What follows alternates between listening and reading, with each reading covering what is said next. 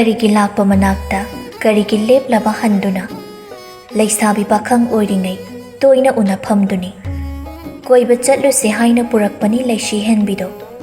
Laptak lakliba nupiduda munna yengi. Mitphamsu soidana. Khangi, ma munna khangi. Adubu, chamamnaba amadi leiri. Karigidamak mapuroibana mabu puduna lakliba. Marshana Lanchenbigi maikairomda chatkibada.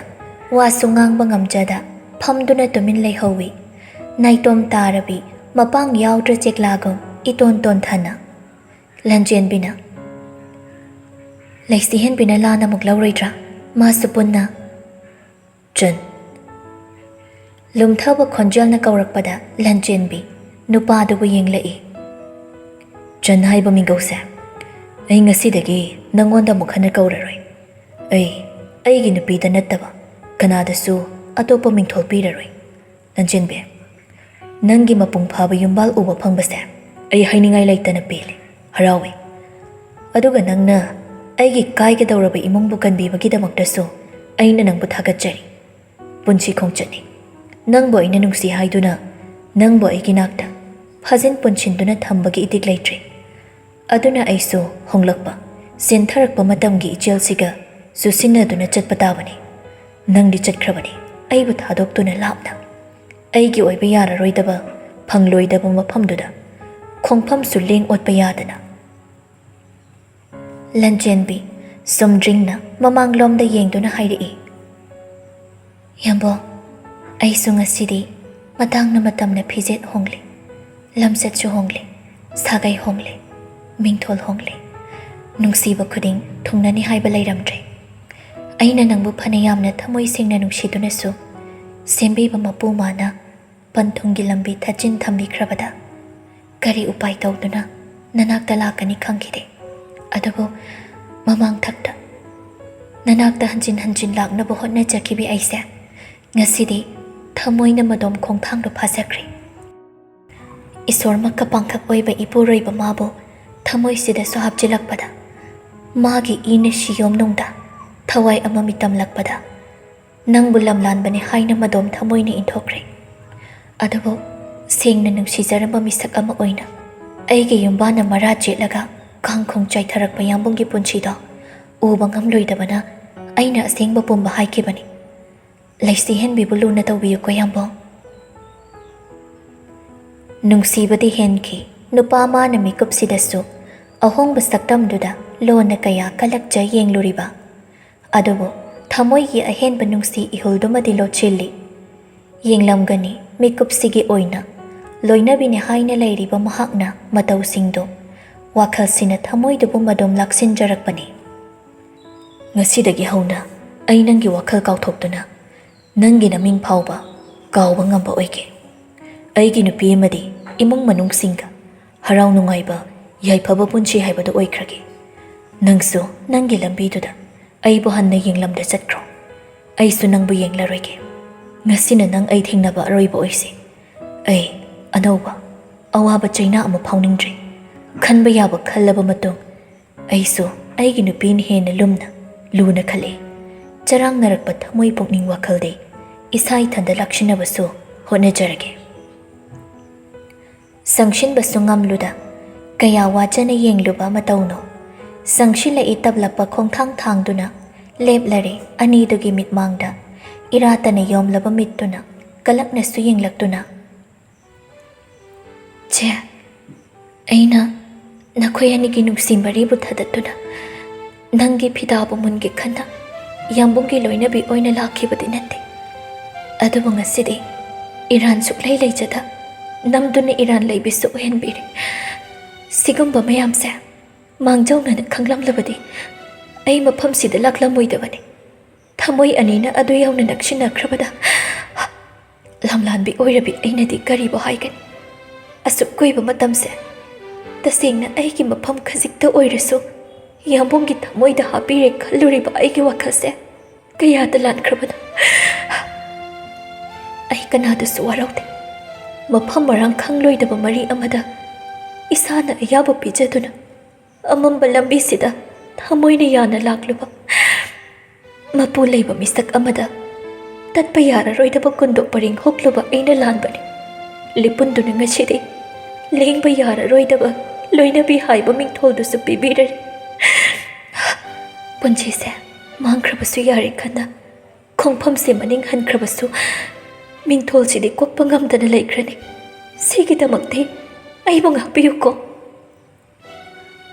ꯋꯥꯍꯩꯁꯦ ꯍꯥꯏꯔꯝ ꯃꯥꯏ ꯂꯩꯗꯨꯅ ꯆꯠꯈꯤꯅꯕ ꯇꯧꯔꯛꯄꯗ ꯂꯟꯆꯦꯟꯕꯤꯅ ꯅꯨꯄꯤꯗꯨꯒꯤ ꯈꯨꯗꯥꯡꯗꯣ ꯊꯨꯅ ꯌꯥꯡꯅ ꯐꯥꯔꯛꯏ ꯂꯟꯆꯦꯟꯕꯤꯅ ꯇꯞꯅ ꯂꯝꯂꯥꯟꯕꯤ ꯑꯃ ꯃꯄꯨꯔꯣꯏꯕ ꯑꯣꯏꯔꯤꯕꯤꯗꯨꯒ ꯍꯜꯂꯛꯀꯦ ꯂꯝꯂꯥꯟꯕꯤ ꯑꯃ ꯃꯄꯨꯔꯣꯏꯕ ꯑꯣꯏꯔꯤꯕꯤꯗꯨꯒꯤ ꯊꯃꯣꯏꯗ ꯍꯥꯞꯇꯨꯅ ꯊꯝꯕ ꯃꯤꯀꯨꯞꯇ ꯐꯥꯎꯔꯝꯒꯗꯕ ꯃꯩꯆꯥꯛꯇꯣ ꯑꯩꯁꯨ ꯍꯧꯖꯤꯛꯇꯤ ꯃꯌꯦꯛ ꯁꯦꯡꯅ ꯈꯪꯕ ꯉꯝꯃꯤ ꯂꯩꯁꯤ ꯍꯦꯟꯕꯤ ꯅꯪ ꯆꯤꯡꯅꯒꯅꯨ ꯍꯧꯖꯤꯛꯇꯤ ꯌꯥꯝꯕꯨꯡ ꯑꯩꯈꯣꯏꯅꯤꯒꯤ ꯃꯔꯛꯇ ꯀꯩꯒꯨꯝꯕ ꯃꯔꯤ ꯑꯃꯠꯇꯁꯨ ꯂꯩꯅꯗ꯭ꯔꯦ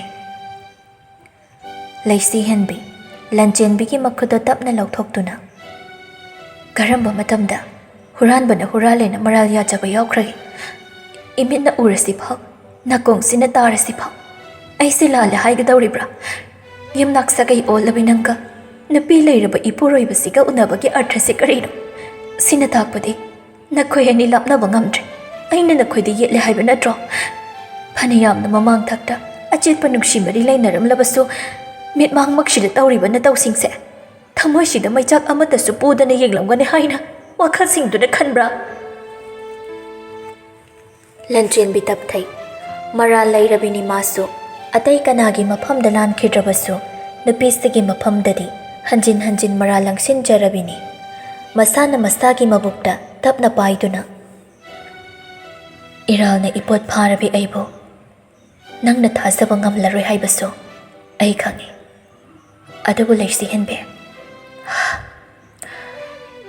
ꯉꯁꯤ ꯑꯩꯅ ꯇꯥꯏꯕꯪ ꯐꯥꯎꯗ꯭ꯔꯤꯕꯤ ꯏꯆꯥꯁꯤꯕꯨ ꯄꯟꯗꯨꯅ ꯋꯥꯁꯛꯂꯤ ꯍꯧꯖꯤꯛꯇꯤ ꯏꯄꯨꯔꯣꯏꯕ ꯅꯠꯇꯕ ꯀꯅꯥꯕꯨ ꯊꯃꯣꯏꯁꯤꯅ ꯑꯔꯥꯟꯕ ꯃꯤꯠꯌꯦꯡꯅ ꯌꯦꯡꯈꯤꯕ ꯂꯩꯇ꯭ꯔꯤ ꯁꯤꯌꯣꯝꯅꯨꯡꯗ ꯅꯥꯎꯄꯨꯔꯤꯕ ꯊꯋꯥꯏ ꯃꯆꯥꯁꯦ ꯁꯤꯒꯤ ꯃꯄꯨ ꯑꯣꯏꯔꯕ ꯃꯤꯁꯛꯇꯣ ꯅꯠꯇꯕ ꯀꯅꯥꯁꯨ ꯑꯔꯥꯟꯕ ꯃꯤꯠꯌꯦꯡꯅ ꯌꯦꯡꯗꯨꯅ ꯅꯨꯡꯁꯤꯈꯤꯗꯦ ꯌꯥꯝꯕꯨꯡꯗꯤ ꯅꯪꯒꯤꯅꯤ ꯅꯪ ꯈꯛꯇꯒꯤ ꯑꯣꯏꯒꯗꯕꯅꯤ ꯃꯔꯥꯏ ꯆꯥꯏꯊꯔꯛꯀꯗꯕ ꯌꯨꯝꯕꯥꯟꯗꯨꯕꯨ ꯃꯤꯄꯥꯏꯕꯒꯤ ꯑꯔꯣꯏꯕ ꯑꯣꯏꯅ ꯆꯦꯛꯁꯤꯟ ꯋꯥꯍꯩ ꯍꯥꯏꯔꯝꯕꯅꯤ ꯅꯪꯗꯤ ꯂꯥꯏꯕꯛ ꯐꯕꯤ ꯑꯣꯏꯌꯨ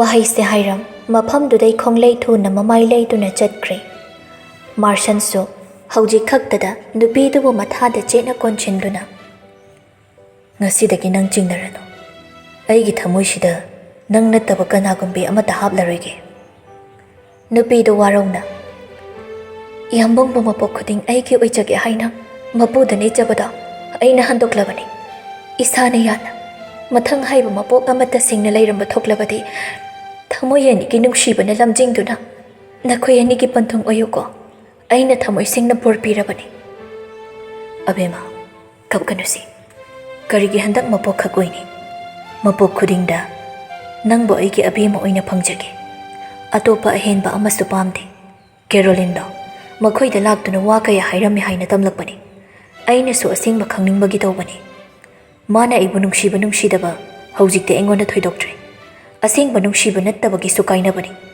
ꯅꯪꯅ ꯑꯩꯒꯤ ꯄꯨꯟꯁꯤꯕꯨ ꯂꯝꯖꯤꯡꯗꯨꯅ ꯑꯩ ꯉꯁꯤ ꯐꯥꯎꯕ ꯍꯤꯡꯕ ꯉꯝꯕꯅꯤ ꯑꯕꯦꯝꯃ ꯑꯩ ꯅꯪꯕꯨ ꯌꯥꯝ ꯅꯨꯡꯁꯤꯌꯦ ꯑꯩ ꯂꯝꯂꯥꯟꯕꯤ ꯀꯅꯥ ꯍꯟꯅ ꯌꯦꯡꯅꯤꯡꯗ꯭ꯔꯦ ꯑꯩ ꯅꯪꯅ ꯅꯨꯡꯉꯥꯏꯔꯣꯏꯗꯕ ꯃꯇꯨꯡ ꯑꯃꯨꯛ ꯍꯟꯅ ꯇꯧꯔꯣꯏ ꯑꯕꯦꯝꯃ ꯄꯦꯜꯂꯤ ꯄꯦꯟꯗꯦꯒꯤ ꯅꯤꯡꯉꯥꯏꯁꯨ ꯇꯧꯔꯨꯗꯦ ꯃꯄꯨꯔꯣꯏꯕꯅ ꯍꯥꯏꯔꯤꯕ ꯈꯨꯗꯤꯡ ꯉꯁꯥꯏ ꯎꯠꯈꯤꯕ ꯃꯇꯧꯁꯤꯡꯗꯨꯅ ꯊꯥꯖꯕꯁꯨ ꯉꯝꯂꯨꯗꯦ ꯈꯣꯡꯊꯥꯡ ꯃꯅꯤꯡ ꯍꯟꯒꯦ ꯍꯥꯏꯔꯕꯁꯨ ꯍꯟꯉꯝꯗꯦ ꯁꯣꯝꯗꯅ ꯀꯝꯗꯧꯔꯤ ꯂꯥꯏꯖ ꯅꯥꯔꯛ ꯃꯣꯡꯁꯣꯡ ꯆꯤꯡꯂꯛꯇꯨ ꯐꯥꯎꯗꯨꯅ ꯆꯦꯟꯊꯣꯔꯛꯏ ꯑꯁꯦꯡꯕ ꯇꯥꯟꯖꯥꯕꯨ ꯌꯦꯡꯗꯨꯅ ꯂꯥꯛꯂꯤꯕ ꯂꯝꯕꯤꯗꯣ ꯃꯃꯥꯡꯗ ꯑꯃꯨꯛꯇ ꯆꯠꯈꯤꯕꯁꯨ ꯂꯩꯇ꯭ꯔꯤꯕꯅꯤ ꯄꯥꯈꯠꯄ ꯃꯤꯍꯨꯟꯁꯨ ꯅꯦꯝꯊꯕ ꯅꯠꯇꯦ ꯅꯤꯡꯊꯤꯅ ꯆꯥꯕ ꯊꯛꯄ ꯇꯧꯗꯕꯒꯤ ꯃꯁꯥꯗꯨꯁꯨ ꯏꯁꯣꯟ ꯁꯣꯜꯂꯤ ꯃꯃꯥꯅ ꯀꯗꯥꯏꯗ ꯃꯥꯒꯤ ꯄꯨꯟꯁꯤꯅꯕꯨ ꯀꯗꯣꯝꯗ ꯑꯁꯨꯝ ꯆꯦꯜꯂꯛꯄꯅ ꯆꯅꯤꯡ ꯆꯃꯥꯡ ꯁꯝꯅꯔꯛꯇ꯭ꯔꯕ ꯁꯣꯔ ꯄꯥꯡꯒꯜ ꯌꯥꯎꯗ꯭ꯔꯕ ꯍꯛꯆꯥꯡꯗꯣ ꯀꯨꯝꯊꯔꯛꯄꯗ ꯑꯣꯟꯊꯗꯨꯅ ꯑꯄꯤꯛꯄ ꯂꯝꯕꯤ ꯃꯆꯥꯔꯣꯝꯗꯨꯗ ꯇꯥꯁꯤꯜꯂꯛꯏ ꯋꯥꯈꯜꯗꯨꯅ ꯃꯥꯡꯂꯝꯗꯥꯏ ꯎꯈꯤ ꯁꯛꯇꯝ ꯑꯃꯗꯤ ꯃꯃꯤ ꯁꯥꯃꯤ ꯄꯣꯏꯔꯩ ꯆꯦꯛꯁꯤꯟꯗꯦ ꯍꯥꯏꯅ ꯂꯩꯔꯤꯕ ꯑꯉꯥꯡ ꯑꯃꯗ ꯑꯣꯟꯁꯤꯟꯗꯨꯅ ꯑꯩꯅ ꯅꯣꯏ ꯃꯌꯥꯝ ꯅꯊꯤꯕꯣꯡ ꯊꯥꯛꯇꯅ ꯊꯝꯂꯤꯕꯁꯦ ꯊꯨꯠ lawa nupi macha ama phawba shenaba ngamde kaidoraga legi noi pet pet lawa nupi mana kayam lapna chengkhidana no noina thiba phangdrisha Nupado mamai lukthaduna boss ekoisu ngarang dagi mana chatkhiba yaba chingnaba lambi singdo thejin humjin ba kanna di hona jabani aduda matam do khara son thakhiba sida Poirai nupado gi thabakta sapu amada kauduna tum dana laina bro aina noi mafam sida lem thak thak dana thamli basa ngasi nungdang waina pung manga phawba gi manungda mabu purak tuna ingona shinatraba nasa nasa gi ku amamam thorang taw maitan ashiba singshiri Wahai se hairam poirai mafam dudagi gari dubu thaudok tuna thori Tumin lai thokpa natte ma mi kaya mathang pau phongna duna lai jabu phangnaba koi thiri Lai jana takhiba lambi adomda masu yaurakpani adubu nupi tudi lairamdre khazik khaktada chonthari gari duna mamai lege tawbaga gari tayar duda silencer haplaba nongmai duna kapsilai tahabana hanna tuna yengludabani adubu haujiktada magi tongda miyoi ama inare haibagi saminduna phanglakpada khutlai thirai adubu laibak thibani laikhiba tension duna table duda khutlai dulai haure ahenba misu loina rakte aron balambi shida lakhibani atopa miyoshingna maikai khaidokna khibana makhuta khutlai duna loina rikhai aki khangnai rudabani adubu khanghaude gari gi mingsel do thugai duna hanglaga mabu chingthorakpado wahai ama haidringai net pakau bahori China na magi hakchangda dakthomna aigi thamoida mashi pumna makki haurakpham oiriba nangna norokta Wahai si bahaiduna makut hanbagi tanja supida tamthina phuraba tungda mathabakta netuna kapthoklamle Yenglamde hannasu kanabu oiriba saktam dumadi uge phanghande DSP duna interrogation chathabada laijagi maramdi phajana khangba ngamlabada police ki teamna mafam duda laiba miyoi ayambadi phagat pangamkhre Caroline gi call history thigatpada Mari lainaba ayambasu phagat pangamle adubu paikhombagi likhundi khangba ngamde binagi phibamsu loyana chatuna toini yengsilli Sinthasu exam amagi mapanda chatlage haina mapa mama anidani ngai tawbani Machage honglakliba matauda ningthemsu haifam tokpham ama khangda hoi haibada matare phone chu off hangdokludre Ma tasingna mafam sida lainingbagi apambasu pokdrabani laimana Chathoibi nangna chatke haibadusu chatlo adubu nupa mayumgi miyoisingda wafam amatangdi haikisi Ima ai soikre hanjin khallaba tungda phirepse isana lepjabani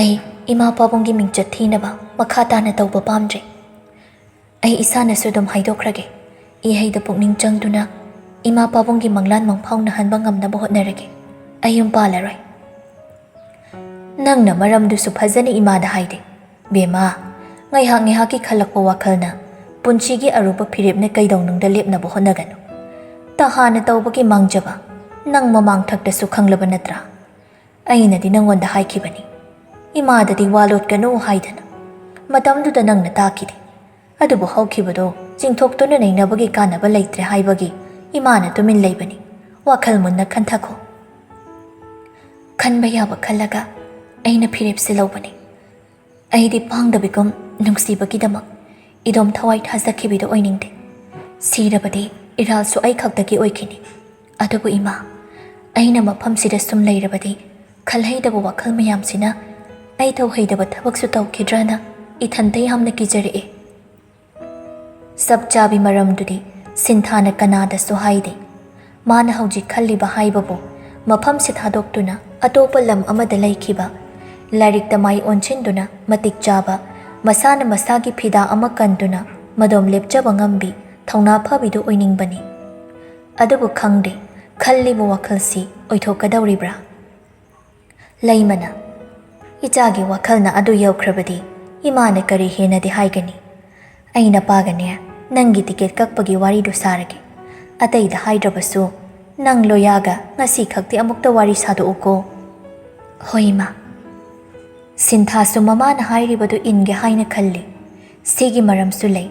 Matung tarakpa punchida ma loyaga mari samnatuna hingningdre. Kainaba lapnaba tarabadi nakai singna amuk khanna hanjinnaba yaroidaba mawongda kainaningi. Wakhal sida kada changlaktuna op thamkhiba phone dubo hangi.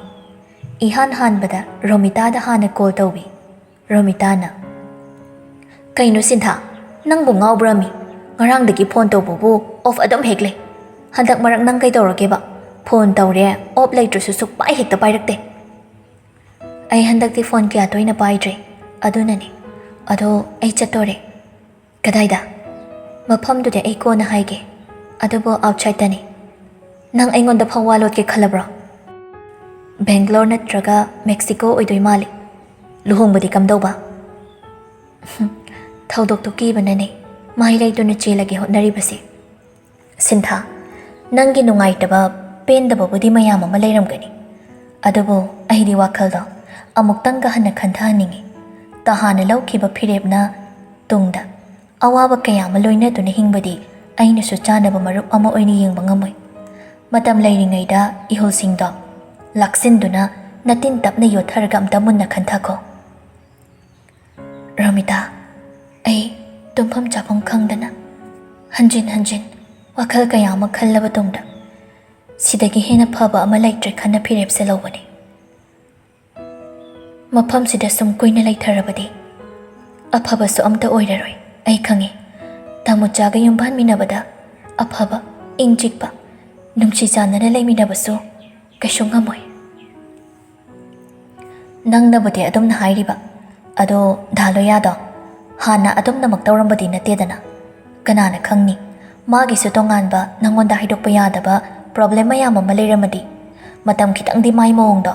Yengbana phatro. Magi laithokko matawse. Ay khangpham khangdiromi. Ay bu una sakhangdabi amagam ulakpa matawda. Aina karam na magi manakta chatninggani. Kauthoklagi. Thamoy sidagi magi mami muthatke hanjin hotnarabasu. Magi saktam urakpa mikupta. Ay ngamde. Aduna ay mapham sid lainingdre.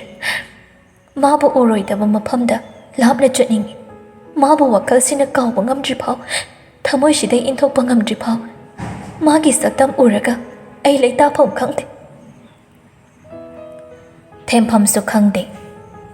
Romita ingaw ta ngawna magi oiba sangsar amada irang talangjaraga awaba maithong lochenduna nungaiba matawda utpani. Mabung mama mapa ahumgisu naitom nganbi thazani. Luna chana apamba aningba khuding piduna lairakpa chawrakpi marupni haibasu munna khangi. Romita loyana Sinthada loinaba mawong matawsu mipung khudingna kalakna sonaribani. Awaba utpa haitabi mana ngasi ulakpa matawsida masu haifam khangde. Jinba lana hainadraba thamoy anida thamba nungsibara. Oikhidra panthong natraga lepkhidra kainabagi thongjinda tamba ngamde hairuba ngamde.